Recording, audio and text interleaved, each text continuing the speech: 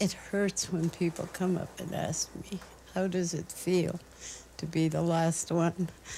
That's a hard question to answer.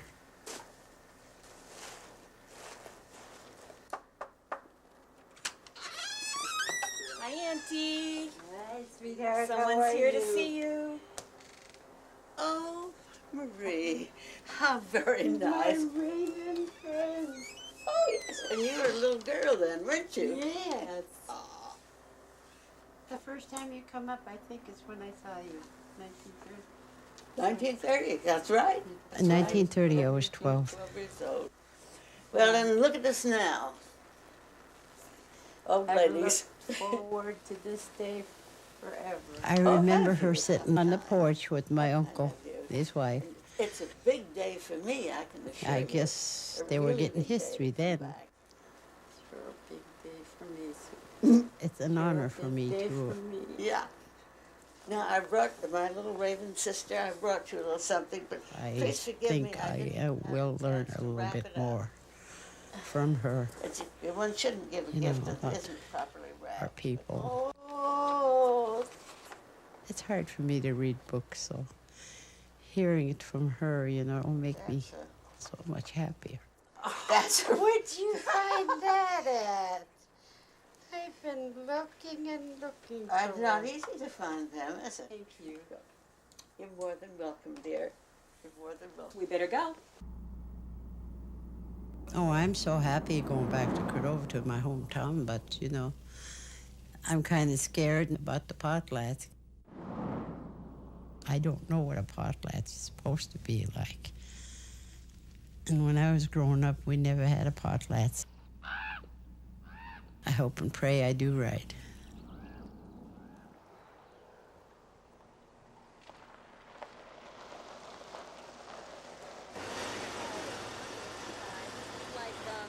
Here you go, 5 tickets. Okay, thanks. And this is Five passenger, passengers, 2 cars. I think I can see a little bit of what Marie's And we going go straight through down and this way? all the stresses of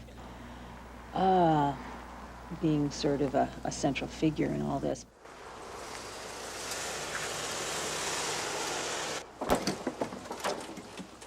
I think it's very overwhelming for everyone.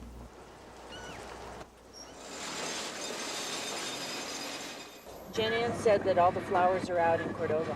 Last year, the bones of a 600-year-old Eyak man were returned from the Smithsonian. And this potlatch in particular is really about 5 days ago. the revival of the community, the Eyak community, and celebration of the return of these bones. This is pretty beautiful stuff over here. We have nothing. Wait until you see a big hill of it. There's a sadness there that comes along with that. It's a feeling of not having anything in terms of historical artifacts, losing the language with my aunt being the last speaker. So there's a feeling of desperation.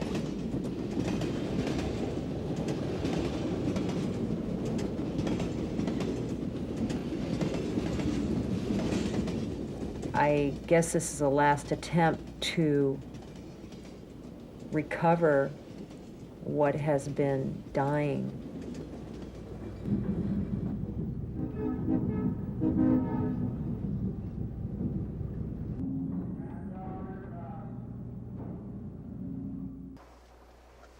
Marie's going to be able to see a lot of her old friends.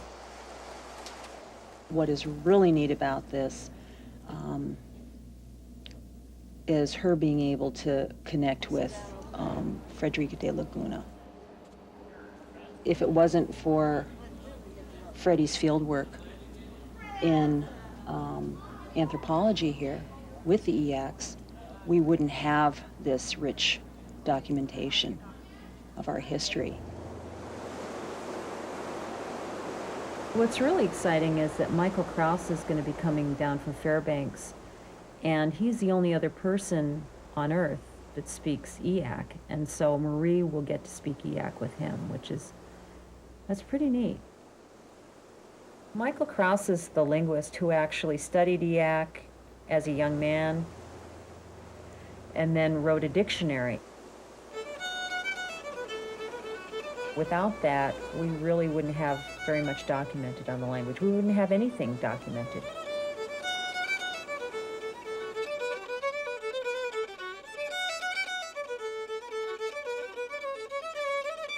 It's hard for me to even fathom living in such an incredible place, right? You have the mountains and the sea and the rivers and the glaciers. I think back about what it must have been like before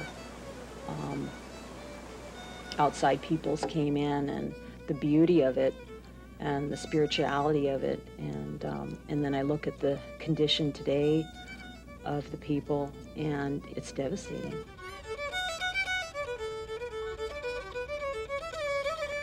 We've done some excavations and stuff there and everything. That's where I used to live. On the one way back there.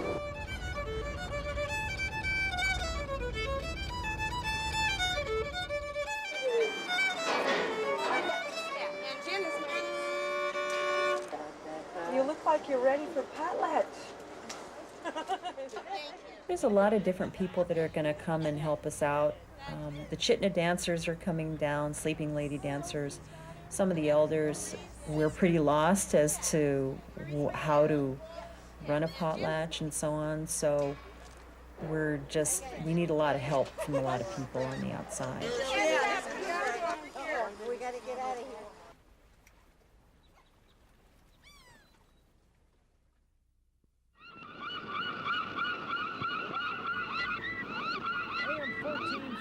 KLAM in Cordova, your hometown voice in Prince William Sound. J.R. Lewis here, glad to be with you on this beautiful morning, and it's going to stay that way too. Partly cloudy today, high around 70.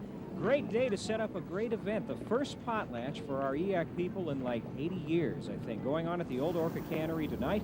We'll have details coming up on the morning show along with more trivia. And a look at the calendar. Stay tuned. Talking our own language. Sometimes we had to go out in the woods and get our own switch, and they'd switch us with it. Or either take a ruler and hit our hand. And I don't mean little love pats. I mean real hurting. After school, I'd go home, and Mom and Dad always talked our language. If it wasn't for that, I would not know any of my language. My Eyak name is Udach Gokhaach, which means a voice that draws you. Sometimes when you're out in the woods, you hear something, a little bird that you never heard before. Naturally, you're going to go toward it and see what word that is. That's a voice that draws you. Well, Marie, that was School's out. School's out. Yeah. Well, did you come and have recess over here then on the ballpark? Oh, we had wonderful time. Yeah, wonderful. Yeah, we played all around there on the stands and everything. So There's If a I few can of us go that back remember to this my one childhood and know schoolhouse. what I know now, I'm glad. Okay. I'm glad I come. And I'm glad we were friends. it'd Yeah, be wonderful. I'd give Many years. anything to turn the time back.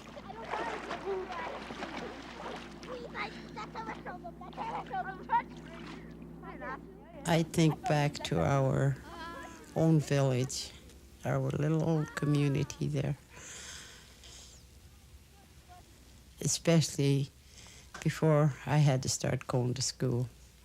Those are the times that was wonderful. This is the original You got a- Eyak Indian gravestone. We were just never fighters. We don't like to fight. This comes It hurts me on what I have to do now in order to get our ancestral grounds and everything back. And looking across there really makes me sad.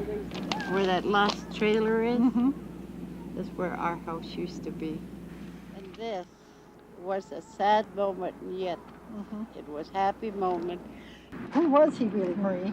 That Back up. we don't know. Oh, you don't? I got a vision night before we were supposed to rebury him. That he was a healer in his time. And I believe the problems we're having now, God left him there for the time when we was going to need him. So he has come back to heal the Indian people. Wonderful. Just wonderful. Well, I think it's time that I better get home. I got to hold you together. Yeah, okay, whatever. Whatever, we'll go down together. Go down together here in the rock pile. This wasn't here when it was. Oh, wasn't it?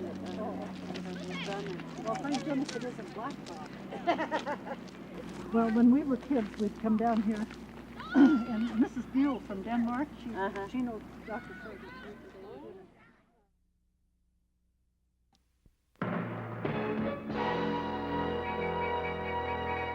Leslie Lewis here with your KLAM Weather Watch. Today, occasional rain and light wind, a high of 58. Tonight, a 90% chance of occasional rain, and tomorrow too, by the way. Southwest winds to 10 miles an hour, a low of 50, and a high near 58. Prince William Sound, south winds to 10 knots, increasing to southwest 15, seas to 3 feet, and the outlook is for southwest 15. Upcoming high tides occur this evening at 11:36 p.m., 13.8 feet, and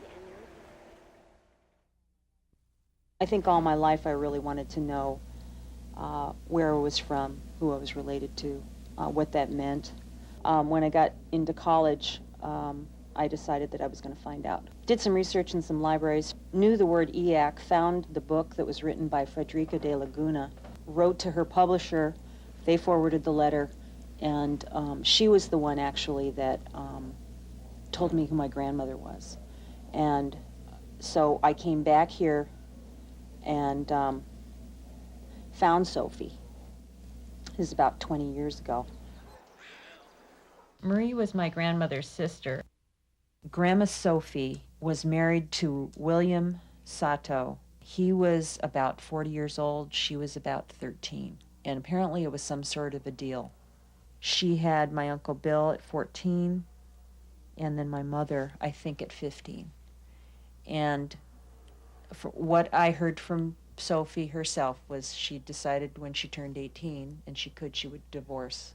For some reason, whatever reason, he went and took the kids with him to Seward, where he started a potato chip business. World War II started, the relocation camps were set up, and someone came and got the kids. Somewhere along the line, my mother came back when she was pregnant with me. I really don't think my birth mom knew what to do at that point. She was pretty desperate and was staying with my grandma Sophie and was wondering if that was the right place for me. She decided, for whatever reason, to go up and stay in the church, and did stay in the attic of the Baptist church with me, and made a decision to have me adopted because of her circumstances. So the minister and his wife offered to adopt me. I don't know much. I've never met her. I've sent a couple of letters, and I've sent pictures of myself, actually. And I've never gotten an answer. I think it's just really difficult for her. It's just really painful. 2.5 years ago when I came back, and Sophie was quite ill, I came back for 3 weeks and took a look around and realized I think that there were some serious things going on here in terms of the Eyak culture since I've been here, so and the language. But this is Sophie, yeah. And I guess my Aunt Faye and her husband brought the stones from the glacier. Last September, I basically packed up my stuff and left everything behind. I'd been living there in San Francisco for 17 years, but decided this was important enough and personally important enough for me to come up here and explore what was going on. And it looks like the ground is sort of shifted and When I first came up here, I think I had this romantic vision of returning to the place of my birth and helping to rebuild some of these things that were going under. But it's been, in some ways, it's been a pretty painful journey, because I've come back and I've seen some of the things that have gone on, the depression and the alcohol and disillusionment of the people, and it's been real hard to see that. It's been really painful.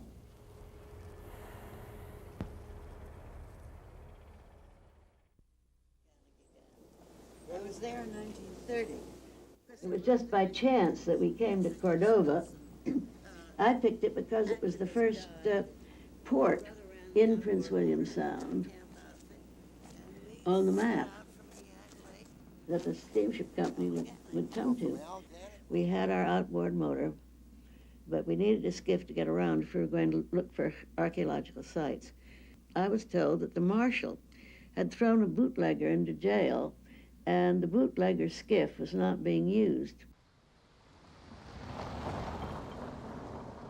Well, the marshal then began talking to me about the natives here. He said, you know, there are different kinds here in town. He said, there are these Aleuts, this Chugach out here, and down over towards the southeast, he said, they're the Tlingit Indians. They come up in here. But he said, there's another group that live right here, and they're a different breed of cat altogether. That was his expression, a different breed of cat altogether. They're the Eyak. It was a thrilling discovery to find that we'd stumbled upon a group of people who were not, as the official handbooks had classified them. In 1930, I was able to gather a small vocabulary. In 1933, when I came back with Kai Burkett Smith of the Danish National Museum, we gathered a much larger vocabulary. The Eyak were originally Indians living in the interior of Alaska. They had gone up the tributaries of the Copper River and up over the glaciers and down to the coast, this rugged coast of the Gulf of Alaska. Eyak developed their own language and their own way of life. And they were hunters of seals, very skilled hunters of seals. They made special canoes for hunting in the icy waters. In the latter part of the 19th century, prospectors began to discover gold and oil in Eyak country, and they swarmed in. After them came the fishing industry. It is tragic to read the government reports on the fisheries of Alaska about the turn of the century, when boats came in so loaded with fish that they often had to throw the catch overboard to keep the boat from sinking. William Abercrombie, who was a lieutenant in 1884, was sent as leader of a small military exploring expedition up the Copper River. I had a chance to visit with him in 1935. Yet he could remember that the Indian shaman, Kai was apparently his name, when he was spearing fish, there was a flash of copper on a finger, on one of his fingers. Up the Copper River, there were great deposits of copper ore, and the Eyak Indians at the mouth of the Copper River were middlemen in the trade in native copper. And his mind was so clear when I interviewed him in Spokane. The copper became of interest to Americans when an Indian was induced to lead a mining man up to the source of the copper. And from there on, the boom was on.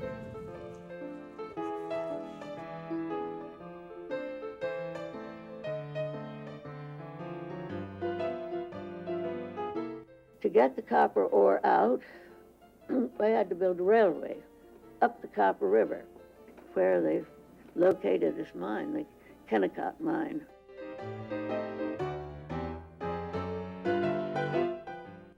We got so much wealth, copper wealth from it.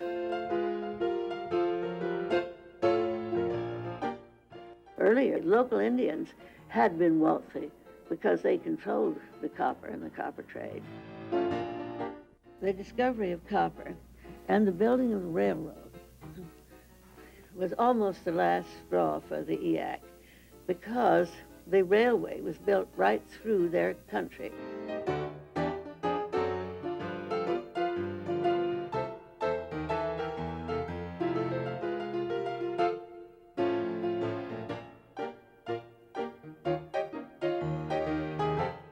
When I came in 1930, they were living in what I felt was abject poverty on the outskirts of Cordova.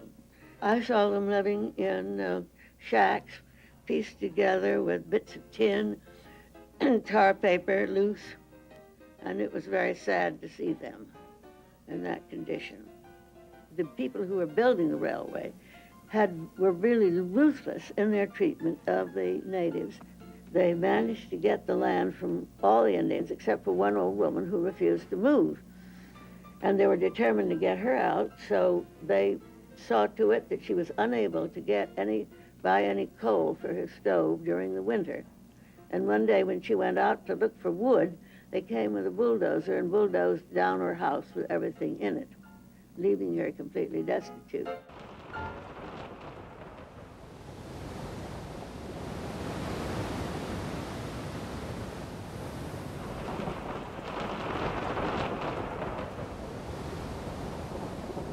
This is a poem that I wrote about the Eyak and the Copper River. They were often on my mind.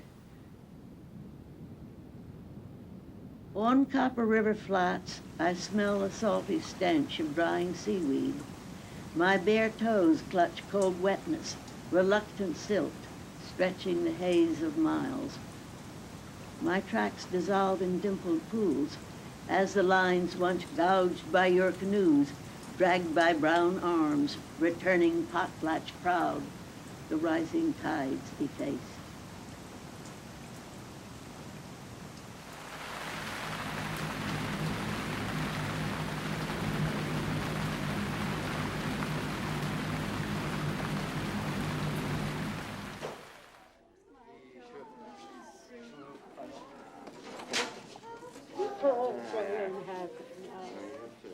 Neither of us had any chance to talk any Eyak to anybody for years and years and years.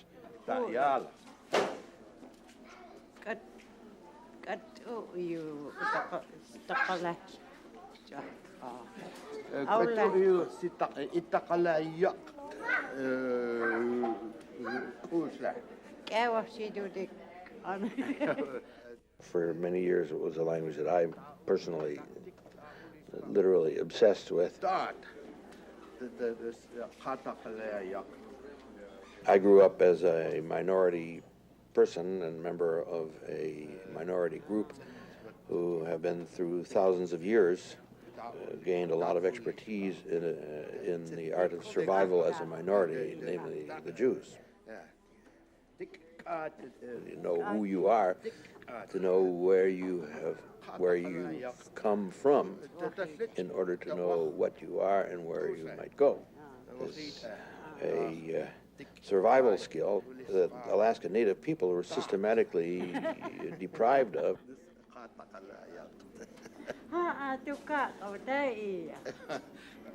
Huh?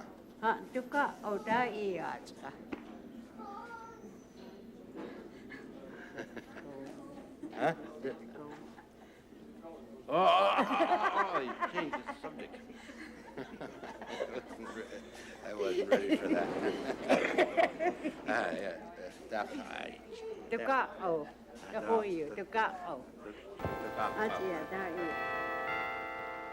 The sound of the carillon ringing through the fall air welcomes you to the campus at College, Alaska, and to a new adventure in living and learning. The university motto, ad summum, to the highest peak, is a challenge worthy of Alaskans. During the fall of 1960, I found out about it, the University of Alaska, Fairbanks, needing someone to start a linguistics program and to teach French, and perhaps even to support or to initiate research into Alaska's disappearing native languages. A treasure house of all things Alaskan, visited by thousands of tourists each year. During the 60s, the work of developing writing systems and school books for languages which were forbidden in the schools was a kind of an underground movement that we established at the University of Alaska Fairbanks in the process of developing a curriculum a college curriculum in teaching Alaskan Yupik, for example. You're living next door to probably the largest Eskimo archaeological collection in the whole world. The door is open to the study of the complex but fascinating Eskimo language. Now your word for paper. Kalikak. Say it once more. Kalikak. Kalikak. Now what word do you use for Canadian geese? Lugget. Lugget. Now what is the word for a lantern? No, he wouldn't. I got off the answer.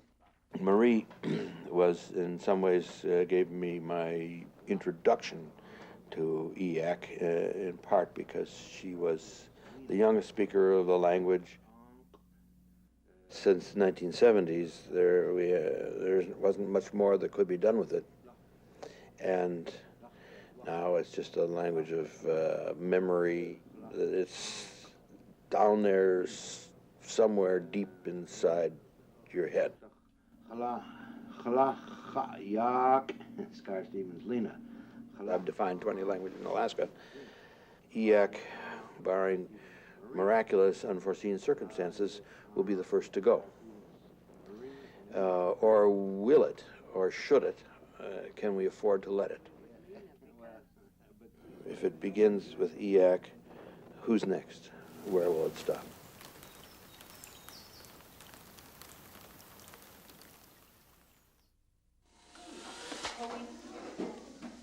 This has really taken a lot of preparation. Okay, let me just finish this one little line. Okay, now Nicole, do you have your mom's picture? Okay.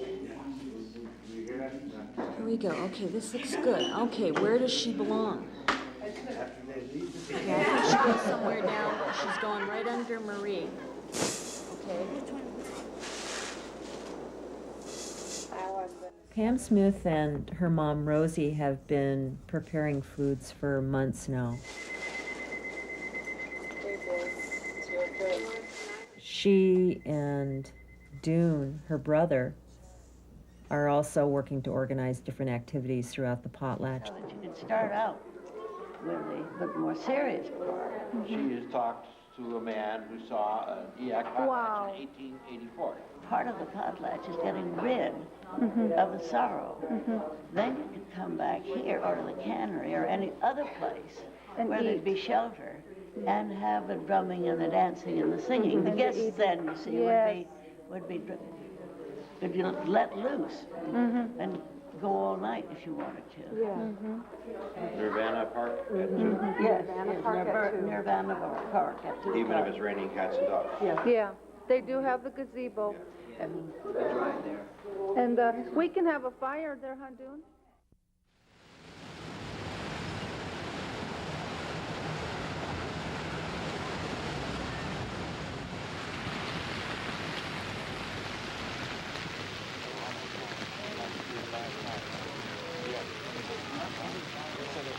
Last year, we had a ceremony down here at the same spot in honor of an Eyak elder that was returned from the Smithsonian that was in storage for about 60 years.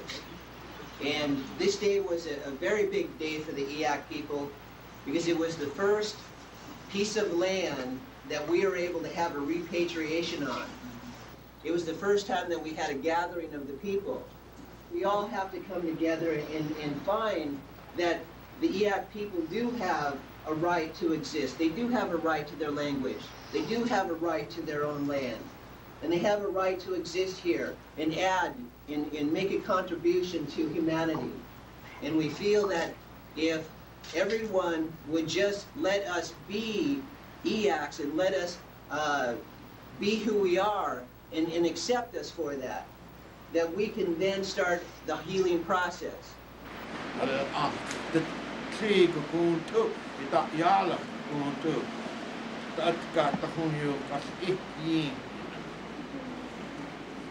Marie is not alone. There are many such people who are the last of their own kind, the last who can speak their own language. On this earth there are already many of such people, too many, who are the last of their own kind. Let not more peoples disappear. Let us not keep on destroying this world. Let us not.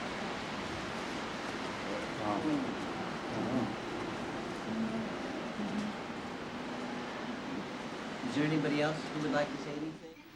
Sayano, Saste, Anu, on Kajak shots, no.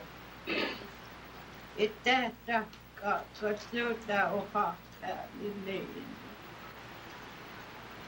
Anu, the whom use the hot got. That Suda is left at than the inno, all gotcha. Amen.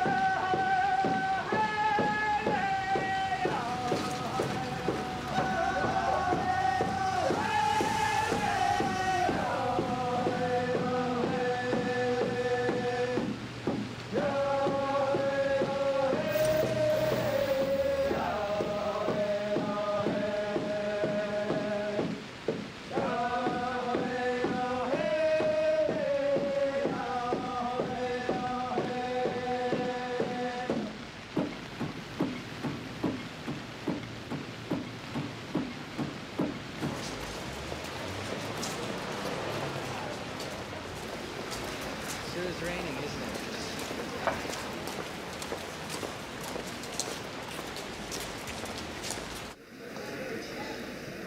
storm is a good way to start a new era. So, Be careful. that's my middle name.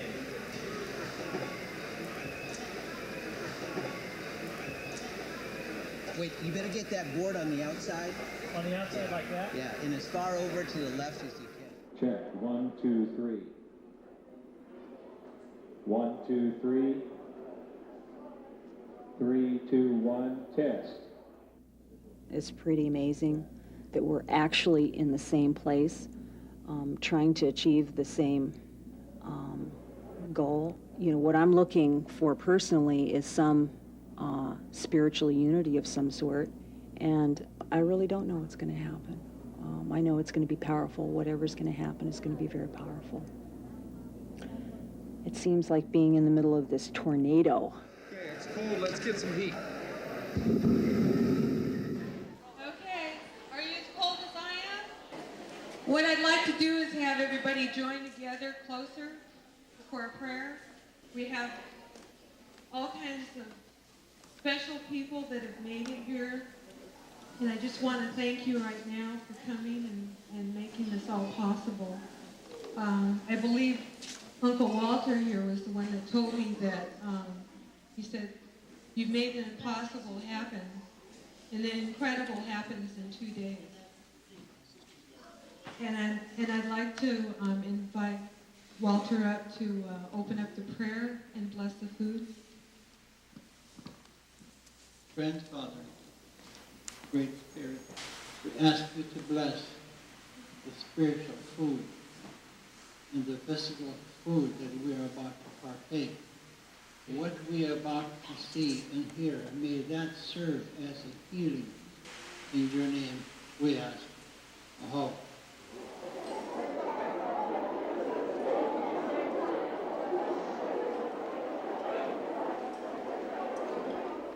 I'm looking for happiness. I want everybody to have a good time.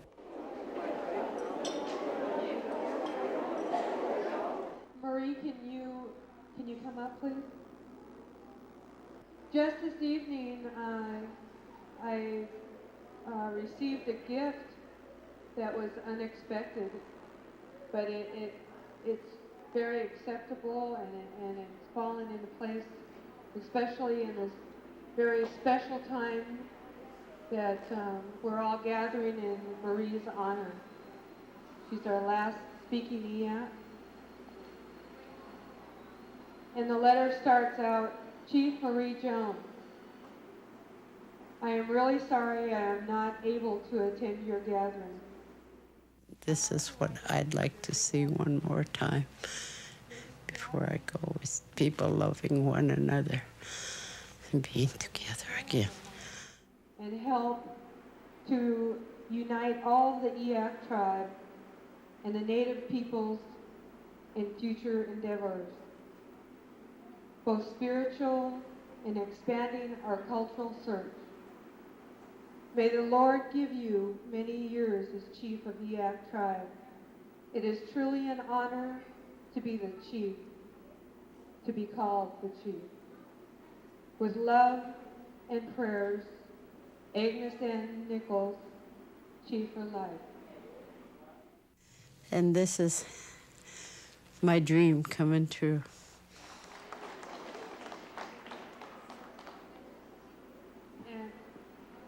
And also following here is another very special part of our potlatch. The Chitna dancers would like to come forth and dance for Marie. Good evening. My name is Marilyn Joe. We're the Chitna dancers. This is my mother, Maggie Escalita. We counted her grandchildren, and she had 96 grandchildren total.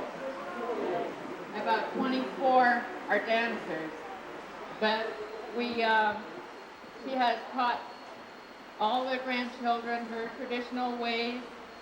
She has made the costumes. She had taught them the songs, and during the summer months, she teaches cultural things to the family. We also made up a dress for Marie, and we'd like to present it to her. from the Chitna group.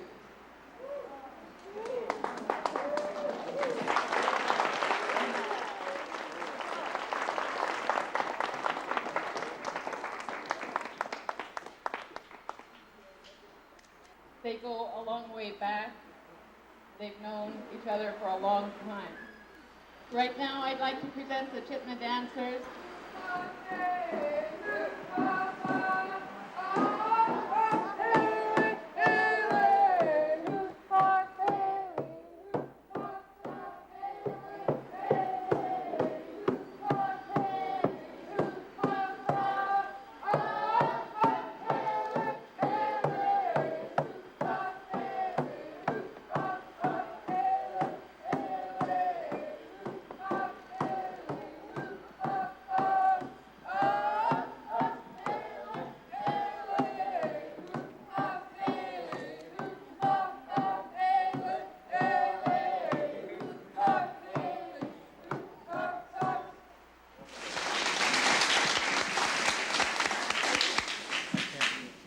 To thank the Chitna dancers and the Sleeping Lady dancers for coming in here and performing for us.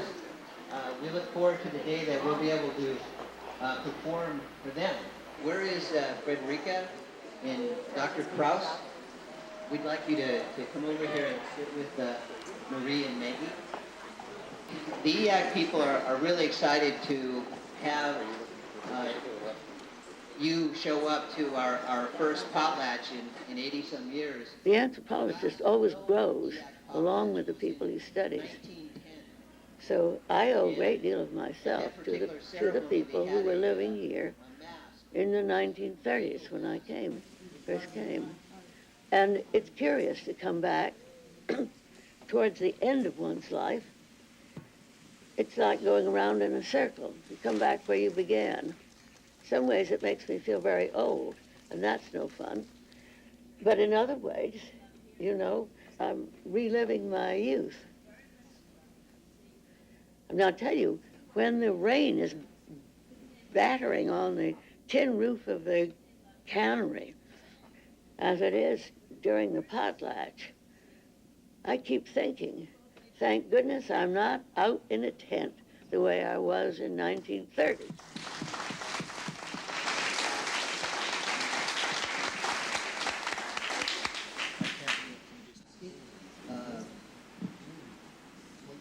Jenna was able to find a basket that Marie's sister Sophie had weaved, and Larry Critchen has had it for a number of years, and he gave it to the Eyak people to start our new collection. So we'd like to show this to you. It's the only known basket that of Eyak that we have, that we know of in existence.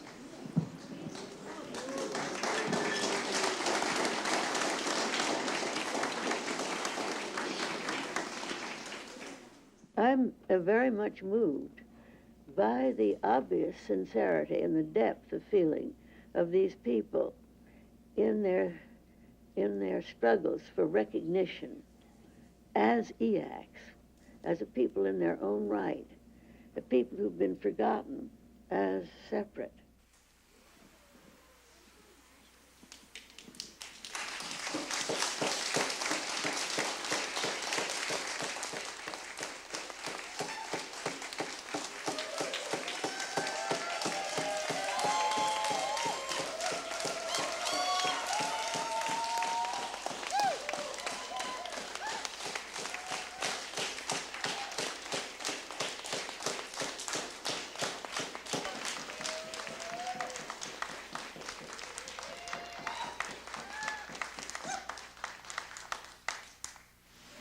Rick Steiner, Bill, Ramona, you, okay, Pamela, over there next to Pamela, and Jenny, little Jennifer, little Eva. Maria is going to go ahead and give these people their Eyak names. Okay, Pamela, will you please come forward?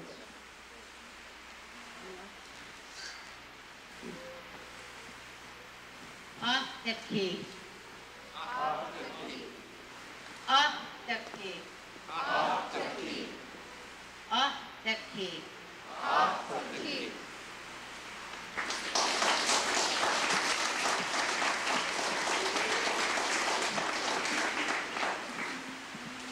Ramona? Kuka. Kuka. Kuka. Kuka.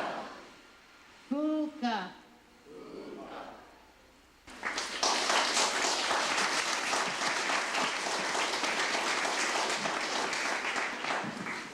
As the Sleeping Lady dancers were singing, I had a vision. I've never heard these kind of songs before, and I've never been to anything like this, but when I heard that song that they sang, there was a longing in my heart last night. And when they sang it again today, I saw our ancestors waving farewell, farewell, they were saying. And I was just overcome with grief, and I just began to cry, because what we are doing here today, we are trying to preserve something, but we also have to come to grips with the reality of the loss, that there is a great loss, and what we are doing is good, and I am honored to be a part of this, but it also has to be coupled with the reality of the loss that we are experiencing at the same time.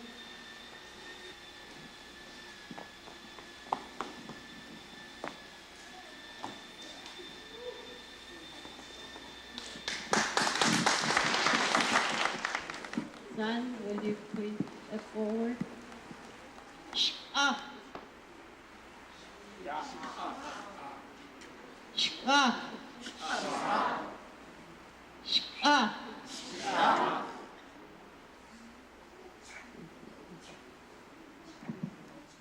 This is splendid. This is new. My son came up to me one day and asked me if he could go into the Eagle clan, because he loved his grandfather so much that he thought that his grandfather is standing alone. Marie Smith did something new in giving the names. I am proud of him to love his grandpa so much. That is his grandpa's Indian name.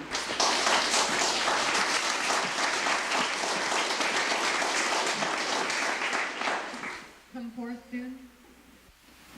Jamachaki. Jamachaki. Jamachaki. What Jamachaki means in Eyak is sometimes the elderly people, you can hear this little bird out there that would never shut up. Used to always give everybody a bad time. And since Dune has been politicking, he sounds just like that little bird.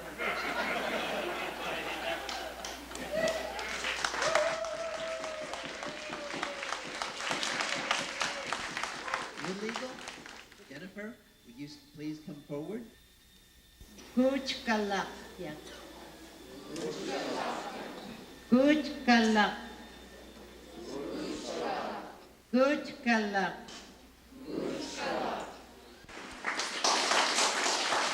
The hope lies in the children who have come to feel pride now in being Eyak.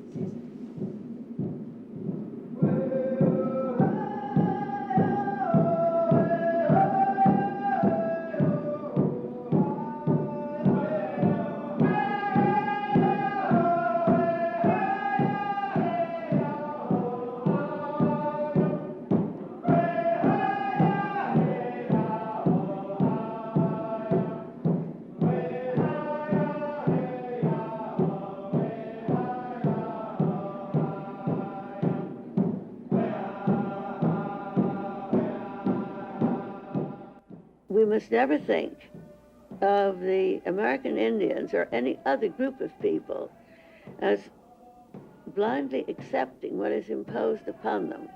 or what is offered them in the way of an alien culture. There is always a choice. And the people, in choosing and in adapting what's offered, turn it into something of their own.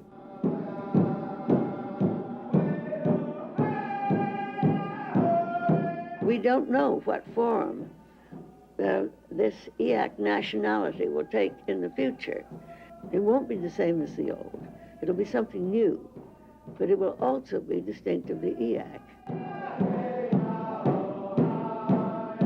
I wish that I could come back in another 20 years or so, or even in 5 years, and see what's happening, because I have great faith in the children and the young people and the younger adults who are now becoming active.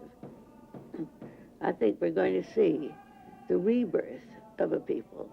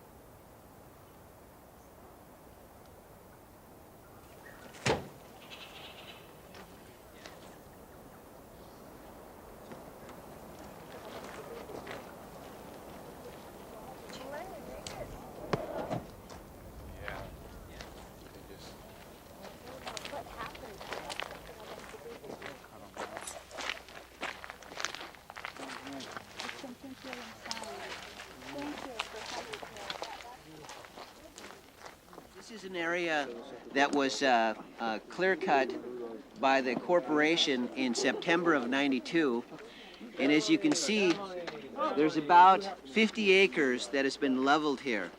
And the significance of this particular spot is that within this vicinity, there are numerous village sites of the Eyak people. There's a designated burial site right upriver here. And so today, what we'd like to do is have a healing ceremony.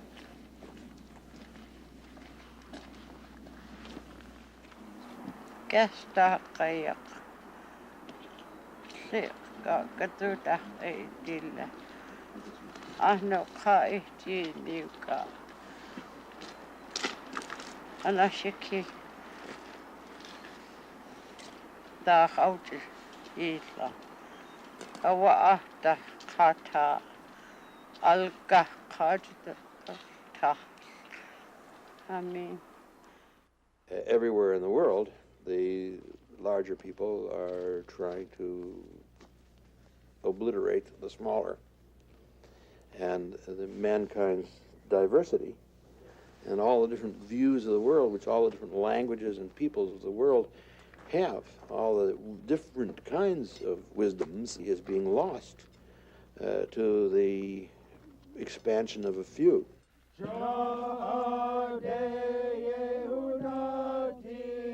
People realize maybe that in the natural world, if we wipe out different species of birds or animals or fish, that we're impoverishing the earth and maybe even impoverishing our own chances for survival.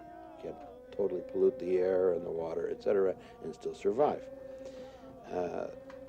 What we don't understand at all, or haven't even begun to understand, is that the same may well be true of the human environment, social environment, that the diversity of different kinds of people are just as essential. So when the world loses a language like Eyak, It impoverishes Cordova, it impoverishes Alaska, it impoverishes the whole world. And it's time to start drawing the line. Are we going to appreciate Marie while she's still alive? Are we going to appreciate Eyak while it's still here, or do we have to wait until it's dead? There are issues surrounding that, like the treatment of the area in which Eyak made their last stand, the Eyak River area, and what's happening to that now, and the lesson that that might hold. It all ties together. Marie sees these things too. I think that Marie's being around and living this long is, to me, giving us the chance to wake up before it's too late. Now I know that I am the last one for a purpose. To bring my people back to their own again.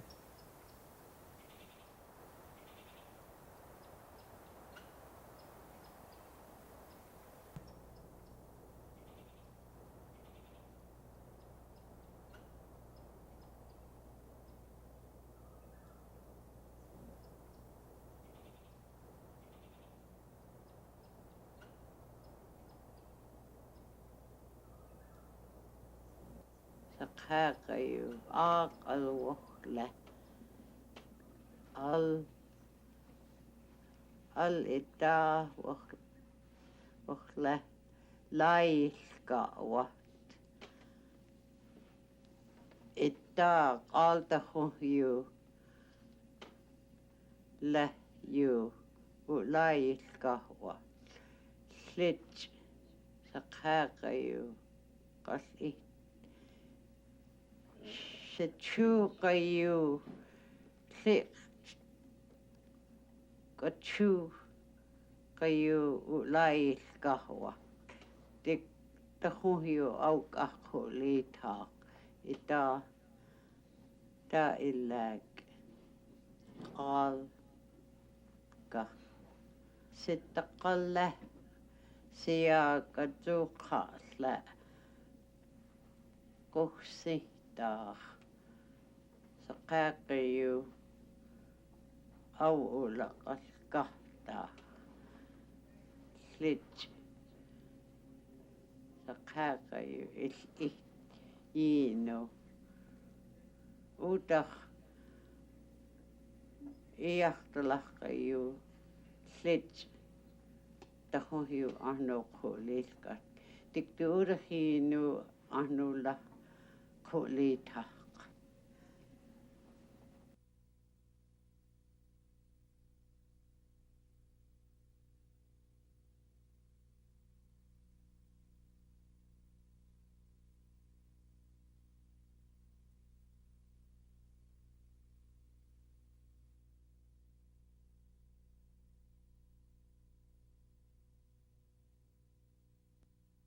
Tätä huiju jillä. Jaat luhtia annuta huiju.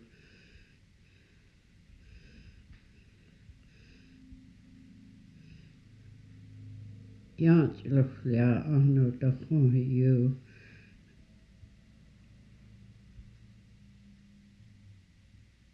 Klihat. Ei käsä. Tuo jakat.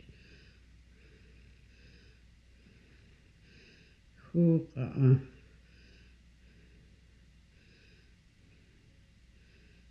Itähtä. Lahkähtele innu. Te tuutu nuijissa. Kajakkaa. Se tuo. Kajakkaa. Se jäiju. No. Te taatsta huiju. Se jäiju ta liska.